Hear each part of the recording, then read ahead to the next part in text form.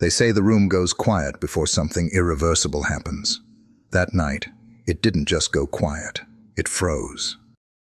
The music in the grand hall of the Parker estate had been flowing. Light jazz, string quartet, the kind of playlist built for legacy. But when Danielle Carter stepped through those tall, arched doors, heels echoing against Italian marble, the air stiffened like someone had slammed a piano lid shut mid-note. She didn't belong there. Not because she lacked credentials. God knows she had built a tech company from scratch, negotiated global contracts, and stood toe-to-toe with industry titans. No, she didn't belong because the people in that room decided so before she ever showed up, and they wanted her to know it. She moved with precision, no hesitation, no false charm. Her suit was crisp, white as fresh paper, and her expression carried the calm of a woman who'd read the room 1,000 times before. She knew the rules, she just stopped pretending to respect them. Every eye followed her, some out of curiosity, most out of calculation. But none with welcome. She nodded politely to Richard Parker, the man who invited her, the man who'd built an empire on legacy deals and last names. He lifted his glass, not in toast, but in acknowledgement, the kind you'd offer a dog that managed not to bark at dinner. And then came the voice, from the son, Brett, mid-30s, jaw clenched around inherited confidence. He raised his glass higher and smirked. Did someone let catering into the inner circle tonight? It wasn't loud. It didn't have to be. The timing was surgical. A few laughed, softly, nervously, enough to wound, but not enough to claim credit. Danielle didn't flinch. She looked straight ahead, walked to her seat at the center table, and sat down without saying a word. Not because she was defeated, but because she'd already won 1,000 battles more vicious than this. But make no mistake, she heard it. She remembered every syllable. The room moved on like nothing happened. The music resumed. Glasses clinked again. Conversations flowed like dirty money, quick, quiet, and untraceable. But something had already shifted, and deep down they all knew it, not because of what she said, but because of what she chose not to. She didn't touch her wine. It sat there in front of her, clear and untouched, like an offering she had no intention of accepting. Around her the table buzzed. Small talk, business whispers, the occasional burst of a half-hearted laugh. But not a single word was directed her way. They didn't look at her. They looked through her, as if by ignoring her long enough, they could erase her from the scene entirely. She'd been ignored before. In boardrooms, at investor summits, even on panels where she was the most qualified person in the room. But tonight hit different, because tonight they'd invited her. They'd put her name on the invite, her company on the program, her success in the brochure. And now they pretended she was the help, a junior executive from the marketing division, a young man she'd once mentored at a tech incubator, caught her eye for a second. Recognition flickered. He almost smiled, almost. Then the man seated next to him, older, heavier, whispered something and shot a look across the table. The smile vanished. The young man looked down, took a long sip from his glass. Said nothing. Danielle's plate arrived. Filet mignon, asparagus, truffle mash. Perfectly plated, entirely inedible. No one asked if she wanted it. No one waited for her to start. They were halfway through their meals before her knife ever touched the steak. She laid her silverware down gently, picked up her clutch, slid out the folded agreement, 8 months of negotiation, pages of terms, clauses, protections, all that paperwork for this. Without a word, she stood. A few noticed, fewer cared. No one stopped her. She walked toward the reception desk, where a metal waste bin sat tucked beneath the flower arrangements. No drama, no hesitation.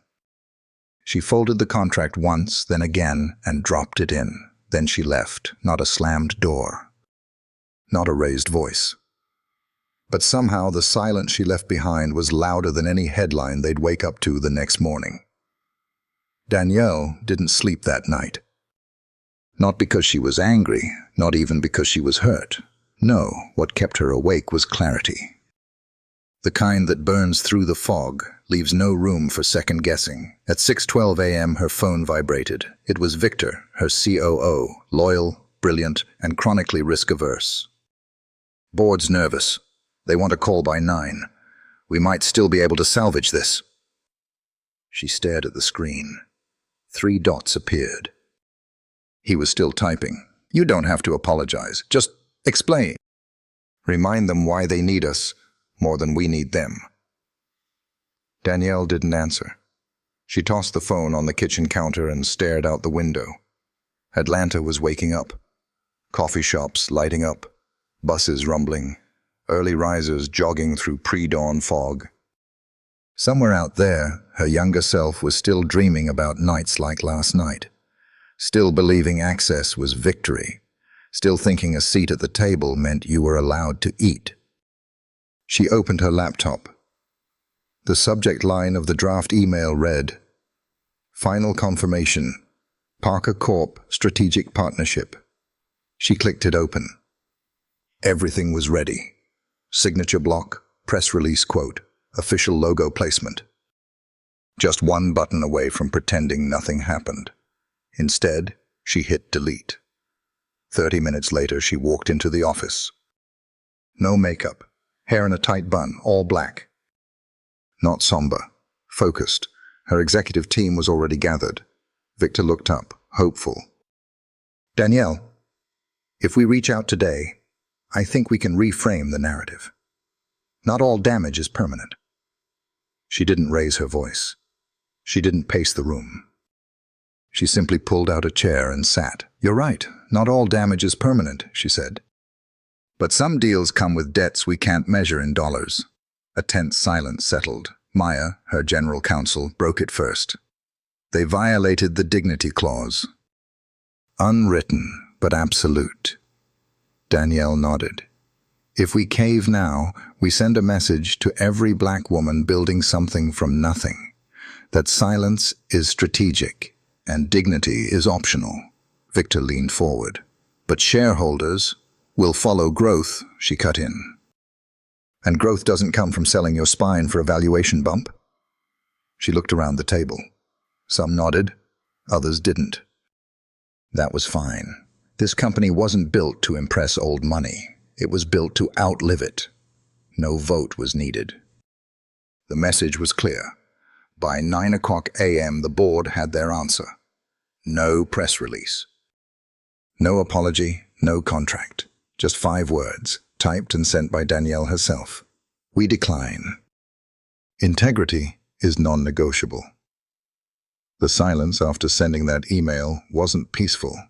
It was loaded. Danielle stared at the blinking cursor like it might blink back. She'd made bigger calls before. Raised millions. Walked away from golden deals. But this silence felt different. Like choosing not to jump while everyone behind you was pushing. She closed the laptop. Sunlight cut through the blinds. She made coffee, didn't drink it. Just held the mug, trying to settle the pulse in her wrists. The envelope sat waiting. Parker's contract. Victor had handed it to her weeks ago. "In case you ever need the weight of it," he said. She picked it up. On the balcony, she sat, Atlanta humming below. Sirens, distant bass, ambition in motion. Somewhere out there, another black woman was swallowing her voice to survive another room. She opened the envelope. Pages of fine print, half-signed signatures. All of it, now pointless. She didn't read them. She didn't need to. Her decision was made the moment silence met that insult, and no one flinched. She struck a match. The flame caught fast. Pages curled inward, blackened, lifted at the edges like they wanted to leave themselves. She watched until nothing remained but ash, brittle and silent. She went back inside. No grand gesture. No performance. Just a blinking message waiting in her inbox. Subject, urgent. Press inquiry on contract status. She smiled. Let them ask. Now she had something worth answering for. The board meeting wasn't scheduled. It was summoned. By noon, they were all in the conference room. 12 faces, 12 different versions of discomfort. Some looked tense, others annoyed. A few avoided eye contact altogether. Danielle walked in last. She didn't bother with pleasantries. No coffee, no icebreaker, no buffer. Just business. Victor stood first. Loyal as ever, voice steady but strained. We understand what happened at the event was inappropriate, but the Parker contract represented 70% of projected revenue for Q3 and Q4. Investors are spooked. PR is spiraling. We need a recovery plan. Danielle nodded once. You want to know if I regret it, a beat? No one replied. She turned to Maya, her legal counsel. Any clauses binding us if we walk? None. You never signed. We're clean. But the market doesn't care about clean. It cares about headlines. Danielle leaned forward. Her voice was calm, but it cut through the room like glass. What would have been the headline if I stayed silent? Black CEO smiles through insult for $750 million. Someone at the end of the table shifted uncomfortably. An older board member, Colin, cleared his throat. With all due respect, Danielle, legacy businesses, especially at this level, come with certain dynamics. You were close to finalizing something that could have scaled this company globally. Danielle didn't blink. We didn't start this company to become the kind of legacy that steps over itself for a seat at someone else's table. We built this to prove we could build our own. Colin looked away. Maya nodded subtly. Victor tried again. There's still time to reframe it. We don't have to grovel. Just clarify. Let them save face. Maybe we get a portion of the deal back. Danielle exhaled slowly. I didn't burn the contract for drama. I did it because I'm not interested in partnerships that require me to pretend I wasn't humiliated. Silence. Then, from the far end of the table, Camilla, head of operations, spoke. Our team has talent. If the product is good, funding will follow. But if we backpedal now, we become just another company that folds when it's inconvenient to stand up.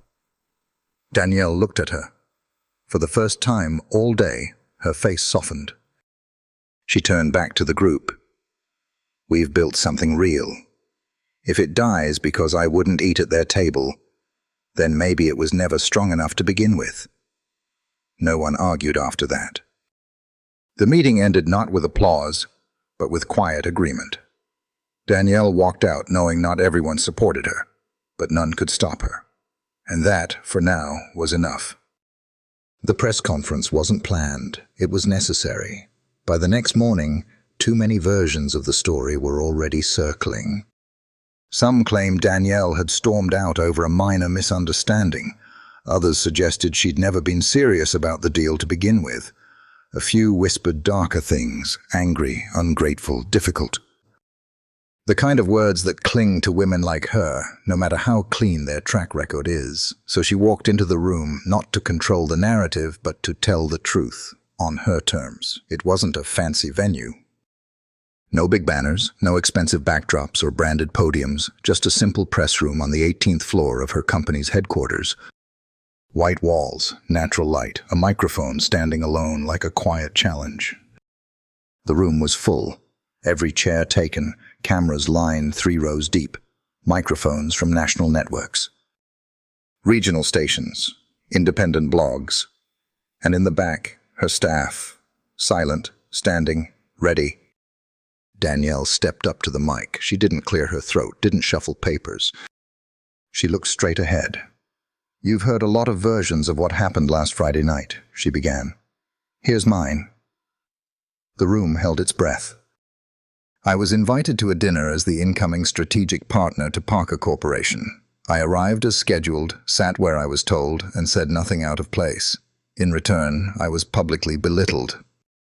Not for my ideas, not for my business, but for who I am and what I represent." She paused, not to dramatize, but to let it sink in. I did not leave that event in anger. I left in clarity, because I refused to shrink myself to fit into a space that was never built to hold me. A few camera shutters clicked. Pens scratched quietly. This is not about feelings. It's about dignity. And if someone tells you that business requires swallowing humiliation to get ahead, they're not teaching you business. They're teaching you obedience. Danielle leaned slightly closer to the mic. We walked away from a deal worth $750 million. Not because we couldn't take the money, but because we wouldn't take it with strings that tied around our throat. Her voice never cracked, never wavered. Some doors aren't worth walking through, even if they lead to castles. Then she stepped back. No questions were taken. No handlers rushed in. Just Danielle, walking off stage, leaving behind only silence and the truth. And by noon, that truth had gone viral. It started with a grainy 30-second video, posted anonymously, no hashtags. No caption, just a clip from someone's phone, filmed at waist level behind a floral centerpiece. The angle was imperfect, but the audio was crystal clear. Brett Parker's voice cut through like a knife. "Did someone let catering into the inner circle tonight?" The room in the video didn't react. No one gasped. No one objected. They just laughed. Low, tight, privileged laughter. And then, Danielle Carter's face came into view. Calm, silent, devastating. She didn't speak. She didn't respond. She just blinked once, slowly, and took her seat. The video ended there. Within an hour, it had 20,000 shares. By midday, it was front-page news on every major outlet, from CNN to TechCrunch. But it wasn't the insult that caught fire. It was the silence that followed it. The silence of a room full of power refusing to correct itself. The silence of a woman choosing dignity over reaction. By afternoon, the internet had a name for it. It had dignity first. Old interviews of Danielle resurfaced. Panels where she spoke about being underestimated, dismissed, told to smile more. Clips from her early startup pitches, where she introduced groundbreaking AI models in rooms full of bored men. A tweet from 5 years ago began circulating again. "One day, they'll realize I was never asking for permission." By evening, someone leaked the guest list from the Parker event. Prominent names, Fortune 500 executives, politicians. Not one had spoken up, not one had issued a statement, but someone did speak out. A junior employee from Parker Corp, anonymous but verified, posted a long message on LinkedIn. "I was there, I saw it happen, and I saw who looked away." Danielle Carter didn't make a scene. She didn't need to, because she was the only adult in the room. That post was shared over 1 million times. And as the sun set, Danielle's office inbox overflowed, not with apologies, but with partnership offers, invitations to speak, requests for interviews, calls from firms who, days ago, had ghosted her. None of it erased the insult. None of it changed what was lost. But it proved something deeper. She hadn't walked away from the deal. She'd walked into history. The Parker board convened an emergency session less than 48 hours later. The headlines hadn't stopped. The stock had dropped. And the phones, once reserved for congratulatory calls and backroom deals, now rang with cancellations, terminations, and terse requests to reassess the partnership. Inside the wood-paneled boardroom, Richard Parker sat at the head of the table, silent. His jaw locked, his shoulders stiff beneath a custom-tailored suit that suddenly seemed a size too tight. Brett wasn't in the room. He'd been advised strongly not to attend. His phone had been confiscated by legal, his email access suspended. And the family's crisis firm had issued one piece of advice: disappear. One of the senior board members, a woman named Grace Lynn, cleared her throat. "We are bleeding trust." "The silence is being read as complicity," another chimed in. "At this point, a statement won't fix it. We need to show consequences." Richard didn't flinch. He simply said, "You want me to throw my son under the bus?" Grace met his gaze evenly. "We want the company to survive the week." Outside the room, reporters camped near the entrance. Protesters gathered with signs. "Respect is not negotiable. Dignity dollars." And simply, "We saw the tape." Internally, Parker's largest client, a global logistics firm, had already announced it was freezing all new projects. 3 more had followed within hours. The board voted. It wasn't unanimous, but it was decisive. Brett Parker would be suspended indefinitely from all corporate duties. Richard would issue a formal apology, and a new position, Chief Ethics Officer, would be created as a signal of realignment. None of it felt like leadership. All of it felt like panic. But it was too late, because by the time the press release hit the wire, the story had already shifted. From Danielle walking away to Parker collapsing under the weight of its own silence. The TEDx stage wasn't built for moments like this, but it held the silence well. When Danielle Carter stepped into the white circle of light, the room stilled, as if it knew something lasting was about to be said. She wore a deep navy dress. Clean, simple, her eyes were clear, her posture steady, like someone who had walked through fire and learned to carry it quietly. When the applause faded, she began. "I didn't grow up in rooms like this," she said, "and when I finally reached them, I was told, without words, that I didn't belong. So I worked harder, smiled more, softened my voice. Sharpen my edges." Her voice anchored the room. "I thought success would unlock doors, but it just gave me a better view of the gate." A slide appeared behind her. 750 million reasons to stay silent. And I said no drama. Just clarity. She told the story, the dinner, the silence, the discarded contract. No embellishment. Just truth, sharpened to a point. "They said I burned a bridge, maybe. But that bridge led to a house never meant for me, so I built my own." The room stood before she could finish. Later that week, her inbox was full, not offers, but commitments. One message stood out. "Money is just a number. We choose you because of who you are." She never replied. She didn't have to. Her actions had already answered. And this time, the world didn't just listen. It followed. 12 months later, Danielle Carter stood on the rooftop of her company's new headquarters, 12 stories of steel and glass in the heart of downtown Atlanta. The skyline stretched before her, a jagged horizon of ambition. Behind her, the company she'd built had become one of the fastest-growing AI firms in the country. Its valuation had tripled. Its influence was undeniable. But tonight wasn't about earnings, or market share, or redemption. Tonight was about legacy. Inside, the atrium buzzed with life. Young founders, technologists, students from underfunded schools, women who had never stepped foot in a boardroom but carried the weight of 5 lifetimes of brilliance. There were no marble statues, no oil portraits. Just one banner hanging from the second-floor rail.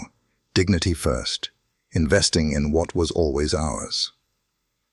Danielle took the stage with no script. She looked out over the room and saw herself, 20 years ago, invisible in a crowd of important men. She raised the mic. Her voice was low, but it carried. "I was told we needed to earn our place, prove ourselves, be grateful. And maybe, if we did everything right, we'd get a seat at the table." She paused, looked around. "But here's the truth. The table was never meant for us. It was never meant for you, so we stopped waiting. A beat. This is not charity. This is not reparations. This is investment into what has always existed but was never funded. The crowd was silent, listening, holding every word. I'm proud to announce the launch of the Dignity First Fund, an early-stage capital fund created to support women and founders of color who've been told to wait their turn. We're done waiting.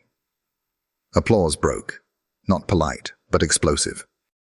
Somewhere in the back, a teenage girl in a thrift store blazer clutched a folder full of sketches and code.